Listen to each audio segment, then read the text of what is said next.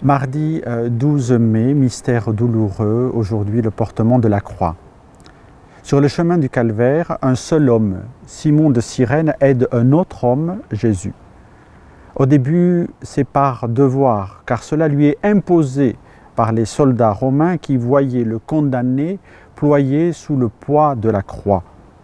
Pour la porter, ils ont choisi Simon à son retour des champs. Il n'a pas vraiment eu le choix ni de chance, car il était harassé par une journée de travail. Mais en partageant le poids de la croix avec Jésus de Nazareth, Simon se trouve bouleversé. En grande proximité avec Jésus, dans la peine et la souffrance, Simon sent monter en lui l'effet de la grâce. Il est en train d'aider le Fils de Dieu. Il ne le savait pas, il s'en rend compte.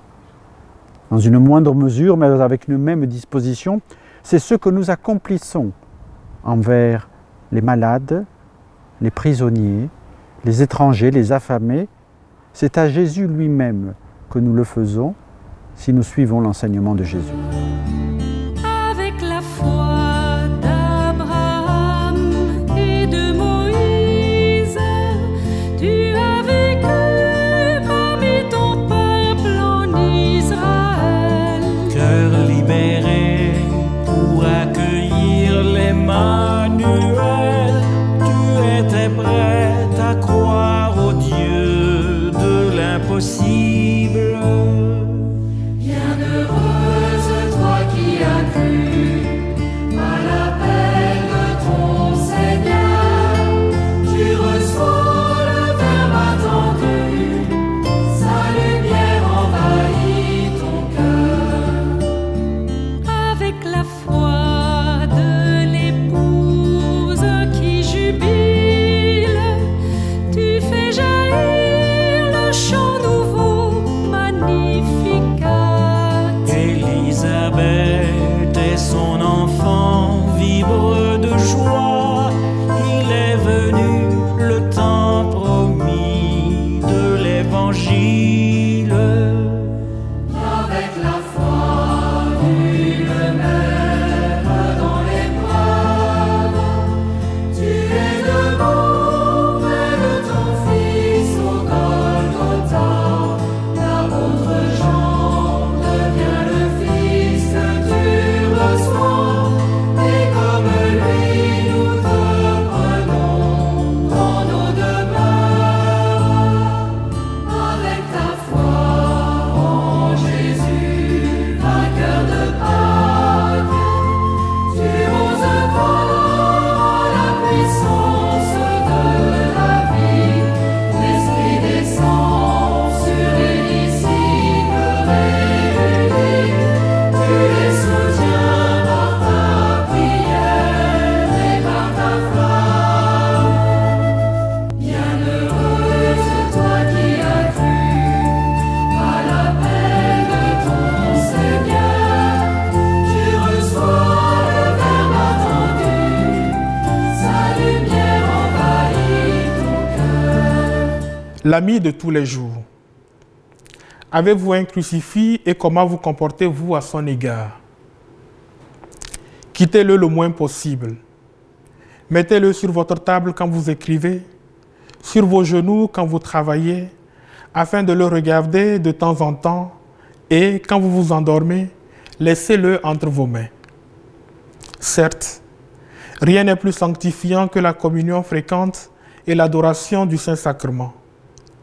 Mais on ne peut pas toujours avoir notre Seigneur Jésus-Christ substantiellement présent dans le cœur. On ne peut pas être constamment à ses pieds. On peut toujours avoir son image sur soi, et cette image vous dit bien des choses.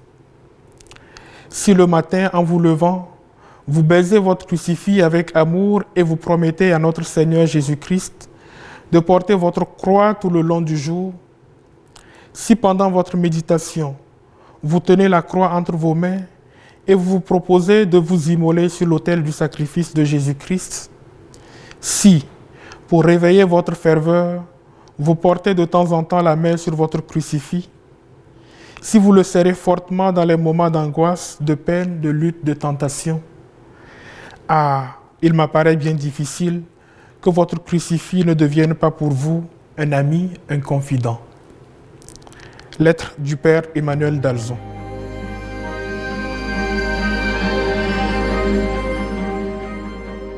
Seigneur, tu portes ta croix comme Isaac portait le bois de son bûcher. Tu nous accompagnes ainsi sur nos chemins d'épreuves et de souffrances. En te contemplant dans tes chutes et tes relèvements, apprends-nous à te suivre dans la confiance, sur nos routes de tentation et de douleur. Amen.